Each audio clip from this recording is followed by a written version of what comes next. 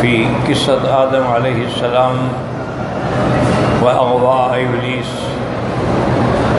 سورة الأعراف، تفسیر ابن کثیر۔ الحمد للہ رب العالمین والصلاة والسلام على أشرف الأنبياء وسيد المرسلين سيدنا محمد وعلى آله وأصحابه أجمعين۔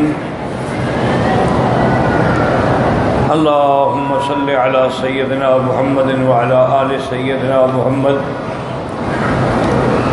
كما صليت على إبراهيم وعلى آل إبراهيم في العالمين إنك حميد مجيد۔ أعوذ بالله من الشيطان الرجيم، بسم الله الرحمن الرحيم۔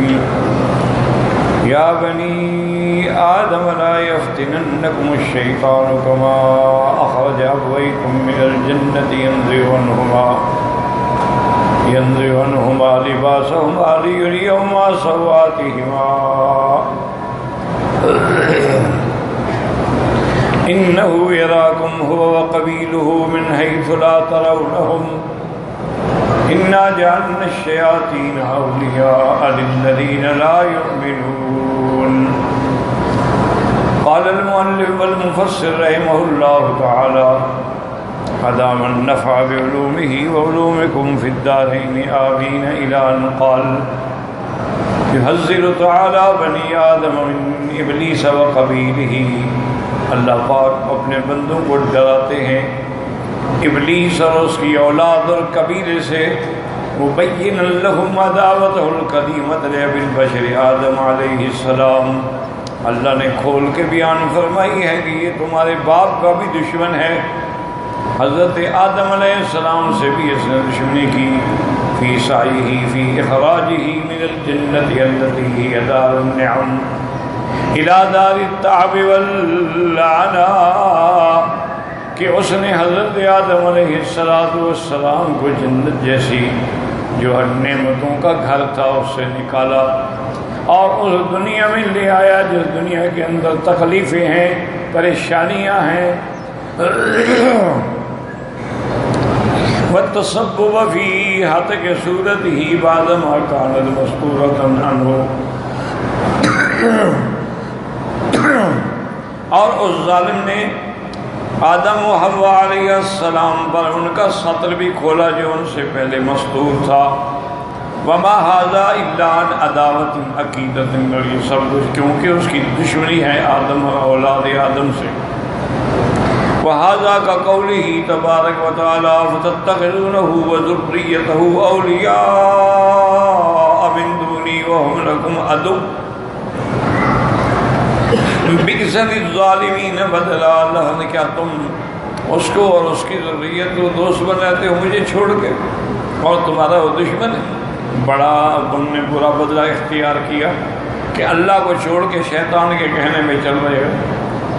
وَإِذَا فَعَلُوا فَاحِشَةً قَالُوا وَجَدْنَا عَلَيْهَا آبَاءَنَا وَاللَّهُ أَمَرَنَا بِهَا قُلْ إِنَّ اللَّهَ لَا يَأْمُرُ بِالْفَحْشَاءِ أَتَقُولُونَ عَلَى اللَّهِ مَا لَا تَعْلَمُونَ قُلْ أَمَرَ رَبِّي بِالْقِسْطِ وَأَقِيمُوا وُجُوهَكُمْ عِندَ كُلِّ مَسْجِدٍ وَادْعُوهُ مُخْلِصِينَ لَهُ الدِّينَ كما بداكم تعودون فريقا هدى وفريقا حق عليهم الضلالة إنهم اتخذوا الشياطين أولياء من دون الله ويحسبون أنهم مهتدون۔ قال مجاهد كان المشركون يطوفون بالبيت عراة يقولون نطوف كما ولدتنا أمهاتنا، فتضع المرأة على قلبها الساعة النصف بالشيء وتقول اليوم يبدو بعضه أو كله وما بدا منه فلا أهله۔ اب مفسر فرماتی ہیں کہ فحشاء سے کیا مراد ہے؟ وہ فرماتی ہیں کہ مشرکین جو تھے وہ اللہ کے گھر کا طواف کرتے تھے بغیر کسی لباس کے، ننگے ہو کر، اور دلیل یہ دیتے کہ جیسے اللہ نے ہمیں پیدا کیا ہے تو اس وقت بھی تو ہم پر کوئی لباس نہیں تھا نا، تو اس لیے ہم اسی صورت میں اللہ کے گھر کا طواف کریں گے۔ اور بعض روایات میں یہ آتا ہے کہ وہ اتنا فرق کرتے تھے کہ دن میں تو ننگے ہو کے مرد ان کے طواف کرتے تھے اور رات کو ننگے ہو کے عورتیں طواف کرتے تھے۔ نعوذ باللہ ثم نعوذ باللہ۔ اور باقاعدہ وہ کہتے ہیں الیوم یبدو بعضہ، یعنی ہم نے اپنا بدن کچھ کھولا ہے یا زیادہ کھولا ہے۔ فانزل اللہ تعالی واذا فعلوا فاحشة قالوا وجدنا علیہا آباءنا واللہ امرنا بها الآیہ، کہ اور جب وہ برائی کرتے ہیں، گناہ کرتے ہیں، ساتھ یہ بھی کہتے ہیں جی ہمارے باپ دادا یہ کرتے تھے اور اللہ نے بھی یہی حکم دیا ہے۔ قلت كانت العرب ما عدا قریشا لا يطوفون بالبيت في لباسهم التي لبسوها يتأولون في ذلك أنهم لا يطوفون في ثياب أسوا الله فيها وكانت قريش هم الحمص يطوفون في ثيابهم ومن أعاره أحمسي صوبا طاف فيه ومن معه صوب جديد طاف فيه ثم يلقيه فلا يتملكه أحد ومن لم يجد صوبا جديدا ولا أعاره أحمسي صوبا طاف عريانا وربما كانت امرأة فتطوف عريانة فتجعل على فرجها شيئا ليستره بعد السطر ويقول اليوم يبدو بعضه أو كله وما بدا منه فلا أهله۔ عرب کے اندر جتنے قبائل تھے ما سوا قریش کے، قریش جو ہے نا جی وہ حمص کہلاتے تھے اور وہ بغیر کپڑوں کے طواف نہیں کرتے، کیونکہ اس دور میں بھی یعنی قریش کو ایک امتیاز حاصل تھا کہ یہ اللہ کے گھر کے مجاور ہیں، یہ بیت اللہ کے مجاور ہیں، تو ان کا ایک بڑا مقام تھا، لہذا وہ تو کپڑے پہن کے طواف کرتے تھے اور باقی لوگ جو ہیں وہ بغیر کپڑوں کے ننگے طواف کرتے تھے، یا پھر کسی قریشی سے کپڑے اعارتاً مانگتے تھے کہ اتنی دیر کے لیے دے دو کہ میں پہن کے طواف کروں۔ اگر وہ دے دیتا پھر وہی لباس پہن دے، اگر وہ نہ دیتا تو پھر وہ جو ہے عریان ننگے ہو کے اللہ کے گھر کا طواف کرتا۔ یا بعض لوگ ایسے بھی تھے کہ جن کے پاس نیا کپڑا ہوتا تو نئے کپڑے پہن کے اللہ کے گھر کا طواف کرتے اور پھر اس کو پھینک دیتے اس کپڑے کو، پھر اس کا کوئی بھی مالک نہیں بنتا تھا۔ اور جس کے پاس نیا کپڑا نہ ہو اور اس کو کوئی احمسی یعنی پہننے کے لیے ادھار بھی نہ دے تو طاف عریانن، پھر وہ ننگے طواف کرتے تھے۔ اور عورتیں جو ہیں وہ بھی ننگا طواف کرتی تھی، صرف یہ ہے کہ اپنی شرمگاہ پہ کوئی چھوٹی موٹی چیز کو کپڑا شپڑا لٹکا لیتی تھی، تو اس کے علاوہ باقی سارا بدن جو ہے وہ کھلا ہوتا تھا۔ واکثر ما کان النساء یطوفن عراۃ باللیل، اور عورتیں جو ہیں وہ ننگے طواف کرتی تھیں لیکن رات میں۔ وقال هذا شيئا قد ابتدعوه من تلقاء انفسهم واتبعوا فيه آباءهم، یہ انہیں خود گھڑا تھا کہ ہم ان کپڑوں میں کیسے طواف کریں جس میں ہم نے گناہ کیا ہے، لہذا اللہ کے گھر کا طواف جو ہے ہم بغیر کپڑوں کے کریں گے۔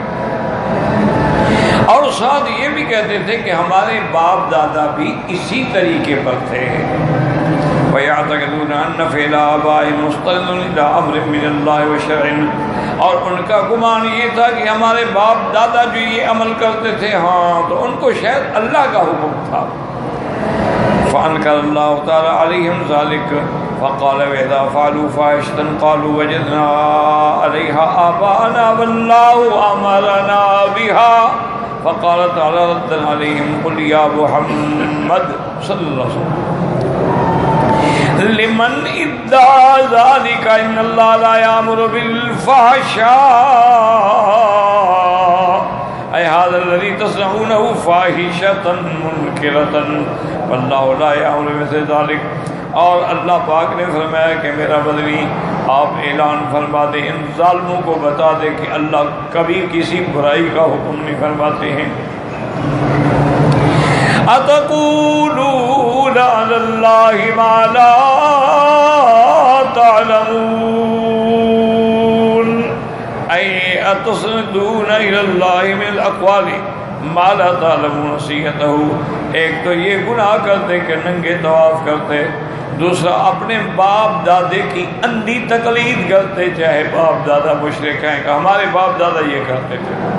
اور تیسرا یہ ہے کہ اس عمل کو نعوذ باللہ اللہ کی طرف منسوب کر دے کہ اللہ نے ایسے ہمیں حکم دیا ہے.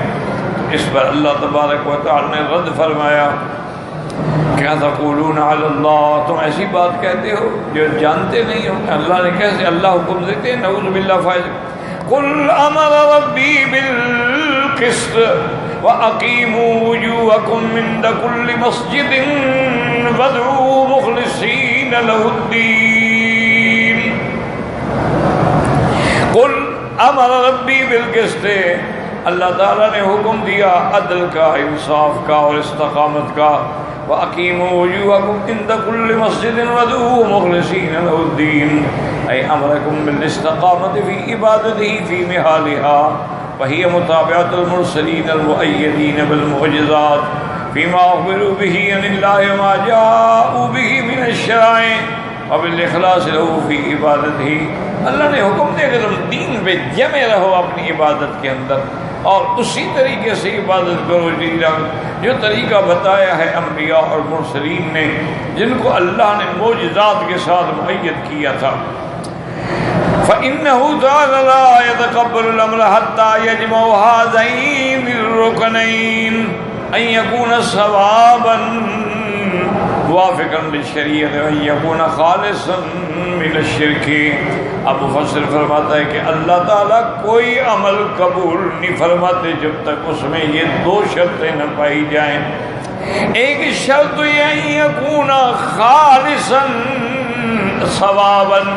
ثواب کا کیا معنی کہ وہ عمل جو ہے موافق ہو شریعت محمد مصطفیٰ صلی اللہ علیہ وسلم، اور دوسرا یہ ہے کہ وہ خالص اللہ کے لیے ہو. بس ایک بات یاد رکھیں، یہ دو شرطیں ہیں بس.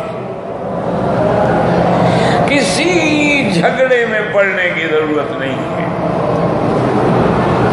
ہر عمل کے قبول ہونے کے لیے دو شرطیں ہیں. ان یکون ثوابا، سب سے پہلی شرط یہ ہے کہ وہ عمل موافق ہو شریعت محمد مصطفیٰ کے. اگر وہ عمل شریعت کے موافق نہیں ہے اللہ قبول نہیں کرے. اور دوسری چیز کیا ہے کہ خالص اللہ کے لیے ہو، اس میں کسی اور کو شریک نہ کیا جائے. اگر خالص نہ ہو تب بھی قبول نہیں ہوگا. اگر حضور کی شریعت کے موافق بھی نہ ہو تب بھی قبول نہیں. بس یہ دو لفظ یاد رکھ لیں تو سارے جھگڑے ختم ہو جائیں. اب دیکھیں نا، مثال کے طور پر ہمارے ملکوں میں جو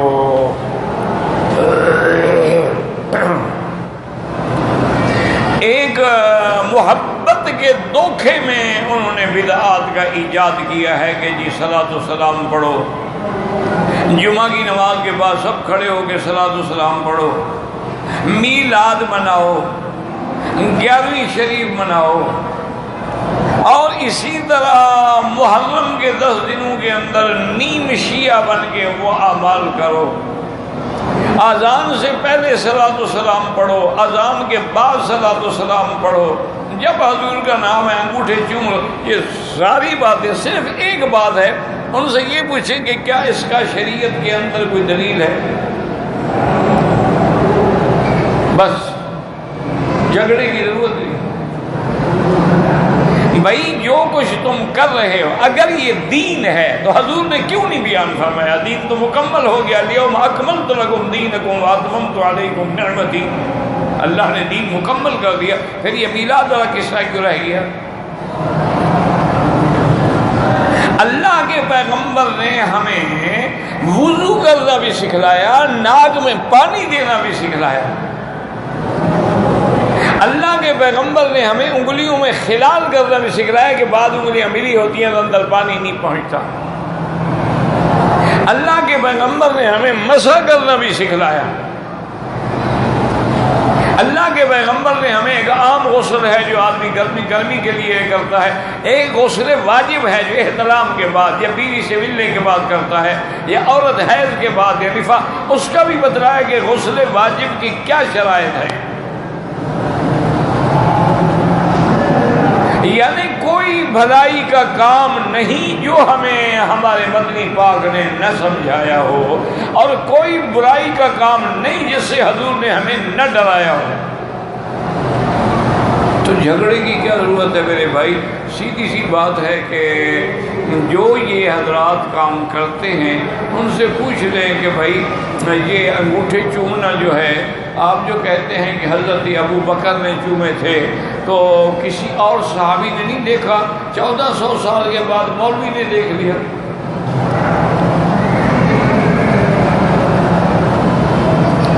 آپ کہتی ہیں جی کہ آدم علیہ السلام نے چومے تھے، وہ تو آسمان میں سے، تم زمین میں سے، تمہیں کس نے بتلایا؟ اچھا بھی اگر میلاد دین ہے تو پھر حضرت ابو بکر، حضرت عمر، عثمان، علی، خلفائے راشدین، اہل بیت رسول اللہ، انہوں نے جو نہیں منایا، مانا یہ ہے ان کو حضور سے محبت نہیں تھی اور وہ دین کا کام نہیں کرتے تھے۔ کسی ایک بات میں جھگڑا بالکل نہ کریں، لڑائی بالکل نہ کریں، فساد بالکل نہ کریں کہ بھائی یہ ہر مہینے ہم 11ویں شریف دیتے ہیں، کس کی سنت ہے؟ اور پھر عقیدہ بنایا ہوا اگر تم 11ویں نہیں دو گے نا، تمہارے بچے جو ہے نا گنگے پیدا ہوں گے۔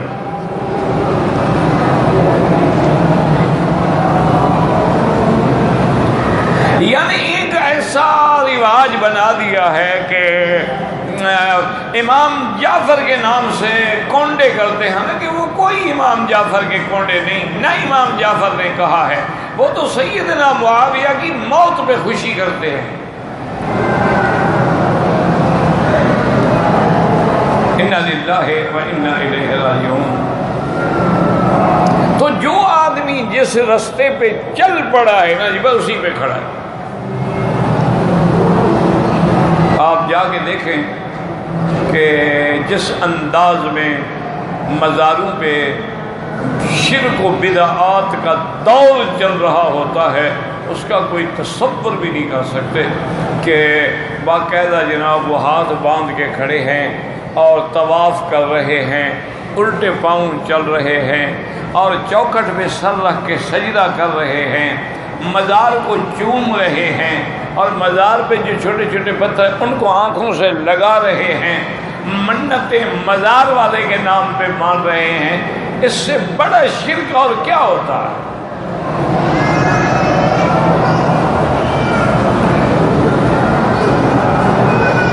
اور یعنی نام کے اندر بھی شرک ہے کہ داتا تو خدا ہوتا ہے، بندہ تو داتا نہیں ہوتا۔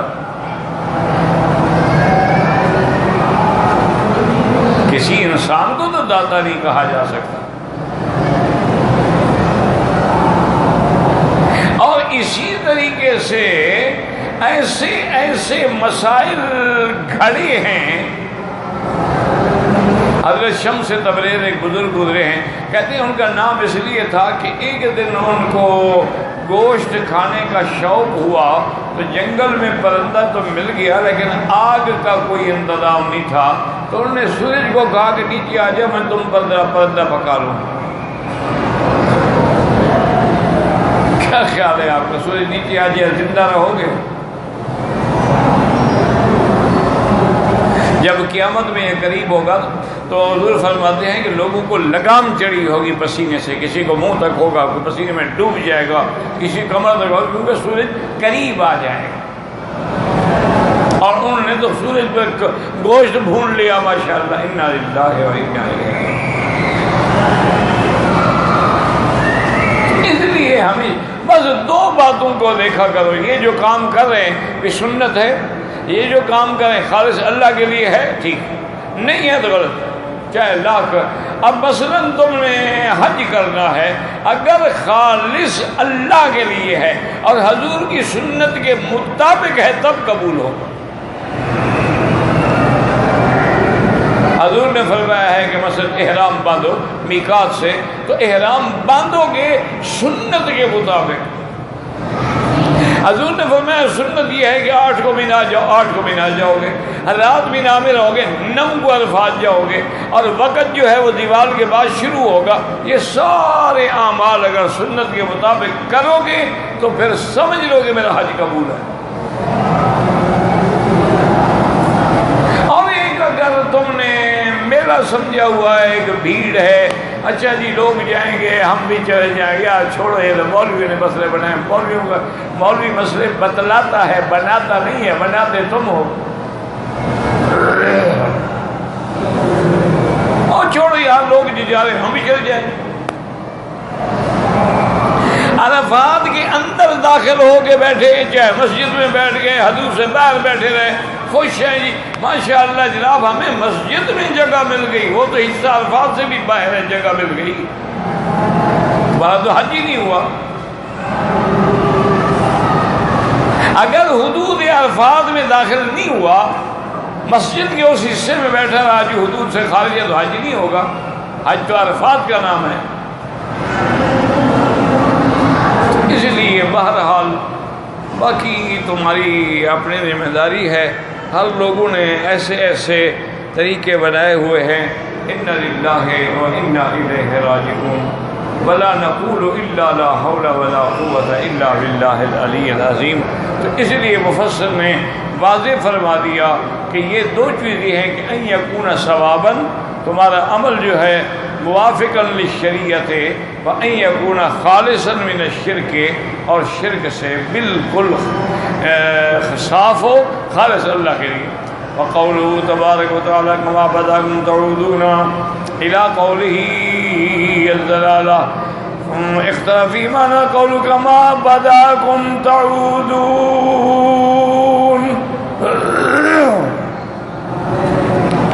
اب اس سے کیا مراد ہے؟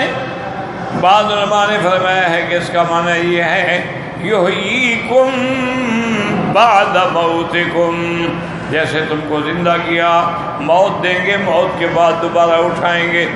وقال رسول کما بداکم دنیا کا ذات ہو، دنیا میں قیامت احیا، جیسے اللہ نے دنیا میں تمہیں زندہ رکھا ہے اسی طرح مرنے کے بعد قیامت میں بھی تمہیں دوبارہ زندہ کریں گے۔ وقال تعالی کما بداکم تعودون قال بدا فخلقهم فلم يكونوا شيئا ثم ذهبوا ثم يعيدهم۔ حضرت قتادہ فرماتے ہیں بدا کا معنی کہ اللہ نے ان کو پیدا کیا، تمہارا وجود بھی نہیں تھا، نام بھی نہیں تھا، اس کے بعد تمہیں زندہ رکھا، پھر موت آئی، پھر تمہیں موت کے بعد دوبارہ زندہ فرمائیں گے۔ وقال عبد الرحمن زید بن اسلم کما بداکم اولا کذالک یعیدکم آخرا۔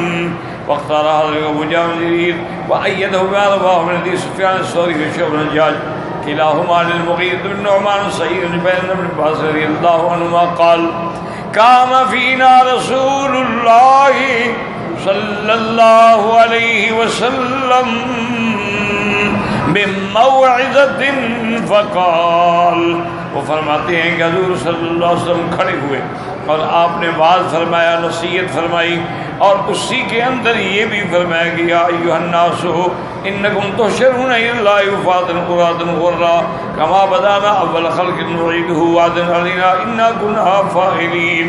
حضور نے فرمایا قیامت والے دن اللہ تم کو اٹھائیں گے دوبارہ، نہ تمہارے جوتی ہوگی نہ کپڑا ہوگا، اور اسی طرح پیدا اٹھو گے جیسے کہ اللہ نے ابتدا میں تمہیں پیدا کیا تھا۔ اور اس کے بعد حضور پاک صلی اللہ علیہ وآلہ آلہ وصحبہ وسلم نے فرمایا کما، جیسے اللہ فرماتے کما بدانا اول خلق نعیدہ، ہم پھر اٹھائیں گے، وعدا علینا، یہ ہمارا وعدہ ہے، انا کنا فاعلین، ہمارا حال میں کریں گے، قیامت کے دن سب کو اٹھائیں گے۔ بہادر حدیث مخرج فی الصحیحین حدیث شعبہ، یہ حدیث جو ہے صحیحین میں موجود ہے، یعنی بخاری اور مسلم میں۔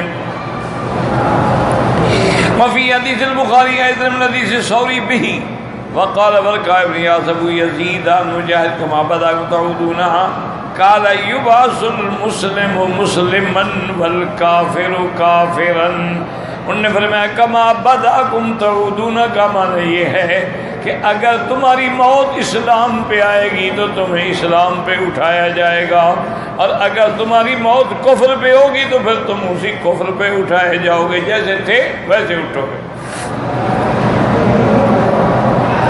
وقال ابو العالیہ کما بدأکم تعودون ردوا الی علمہ فیہم۔ سب کچھ اللہ تبارک و تعالیٰ کے علم کے اندر ان کے بارے میں۔ وقال سید میں کما بدأکم تعودون کما کتب علیکم تکونون، جو اللہ نے لکھا ہے وہ ہوگا۔ وفی روایت کما کنتم علیہ، تو جیسے اللہ نے لکھا اسی طرح ہوگا، جو اللہ کا فیصلہ ہے وہ کبھی بدل نہیں سکتا۔ وقال محمد بن کعب القرظی فی قوله کما بدأکم تعودون من ابتدأ اللہ خلقہ وللشقاء وللسعادة لا مبتدئ الیہ خلقہ وان عمل باعمال اہل السعادة۔ اللہ پاک نے جس کو شقاوت پہ بدبختی جس کے مقدر میں لکھی ہے اسی پہ رہے گا، چاہے وہ اچھے عمل بھی کرتا رہے۔ ومن ابتدأ خلقہ وللسعادة لا مبتدئ الیہ خلقہ علیہ وان عمل باعمال اہل الشقاء، اور جس کو اللہ تبارک و تعالیٰ نے لکھا ہے کہ یہ سعید ہے، چاہے وہ گناہوں کے کام کرتا رہے لیکن ایک دن پھر لوٹ آئے گا سعادت کی طرف۔ کما ان السحرة عملوا باعمال اہل الشقاء ثم صاروا الى ما ابتدؤوا علیہ، جیسے جادوگروں نے حضرت موسیٰ علیہ السلام کے زبان، اب زندگی تو ساری انہوں نے شقاوت پہ گزاری، بدبختی پہ، جادو کرتے، انجام کیا ہے کہ مسلمان ہو کے صحابی بن گئے حضرت موسیٰ علیہ السلام، کہ اللہ نے ان کے لیے سعادت لکھی تھی۔ اور اس کے بعد فرماتے ہیں کہاں بدأکم فریقا ہدی و فریقا حق علیہم الضلالہ، ایک فریق ہدایت پہ ایک گمراہی پہ۔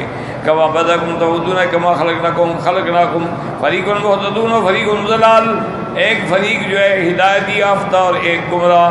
کذالک تعودون وتخرجون من بطون امہاتکم۔ وقال علی بن بعض قولکم بدأکم تعودون فریقا ہدی و فریقا حق علیہم الضلالہ قال ان اللہ تعالی بدأ خلق ابن آدم مؤمنا وکافرا، یا مومن یا کافر۔ کما قال والذی خلقکم فمنکم کافر ومنکم مؤمن، اس نے تمہیں پیدا کیا، اس کے بعد پھر تم میں سے کوئی کافر ہے کوئی ایمان والا ہے۔ ثم یعیدہم یوم القیامۃ کما بدأ خلقکم مؤمنا وکافرا، اسی طرح پھر قیامت میں بھی اٹھیں گے۔ قلت یتأید ھذا القول بحدیث ابن مسعود فی صحیح البخاری، حضرت عبداللہ بن مسعود سے روایت ہے صحیح بخاری کے اندر، وہ الذی لا الہ غیرہ ان احدکم لیعمل یوم الجنۃ حتی ما یکون بینہ وبینہا الا باء او ذراع فیسبق علیہ الکتاب فیعمل بعمل اہل النار بدھا۔ صحیح بخاری کے اندر ہے کہ والذی لا الہ، وہ ذات جو معبود برحق ہے جس کے سوا کوئی معبود برحق نہیں۔ تم میں سے بعض لوگ جو ہیں ایسے بھی ہوتے ہیں کہ جنت کے عمل کر رہے ہیں، جنت بالکل قریب آ گئی ہے، لیکن تقدیر میں ان کے شقاوت لکھی تھی، ان سے کوئی ایسا عمل گندا ہوتا ہے جس کی وجہ سے وہ جہنم میں چلا جاتا ہے۔ ساری زندگی نیکی کرتا رہا، مرنے کا وقت آیا بیٹیوں کا حصہ کھا گیا، بیوی کا حصہ کھا گیا، بہنوں کا حصہ کھا گیا، اسی وجہ سے جہنم گیا۔ وَإِنَّ أَحَدَكُمْ لَيَعْمَلُ بِعَمَلِ أَهْلِ النَّارِ، اسی طرح کوئی ایک بندہ ایسا بھی ہوتا ہے وہ جہنمی والے عمل کرتا رہتا ہے، اب جہنم بالکل قریب آ گئی، فَيَسْبِقُ عَلَيْهِ الْكِتَابُ، لیکن اللہ کا لکھا غالب آیا، فَيَعْمَلُ بِعَمَلِ أَهْلِ الْجَنَّةِ وَيَدْخُلُ الْجَنَّةَ، آخر میں آ کے ایسا عمل کرتا ہے کہ پھر جنت میں چلا جاتا ہے۔ وقال ابو القاسم البغوی حدثنا علی بن الجود قال حدثنا ابو غسان النبی حازم من سهل بن سعد قال قال رسول ان العبد ليعمل فيما يرى الناس بعمله اهل الجنة وانه من اهل النار، کہ بعض اوقات آدمی دیکھتے ہیں یہ تو ماشاءاللہ جنتیوں والے عمل کر رہا ہے، حالانکہ اللہ کے ہاں وہ جہنمی ہوتا ہے۔ وَإِنَّهُ لَيَعْمَلُ فِيمَا يُنَادِ أَهْلِ النَّارِ وَإِنَّهُ مِنْ أَهْلِ الْجَنَّةِ وَإِنَّمَا الْأَعْمَالُ بِالْخَوَاتِيمِ، کیونکہ اعمال کی دار و مدار جو ہے وہ خاتمے پہ ہے۔ اللہم ارزقنا حسن الختام، اللہم ثبتنا علی الایمان، اللہم اجعل آخر کلامنا لا الہ الا اللہ محمد الرسول اللہ۔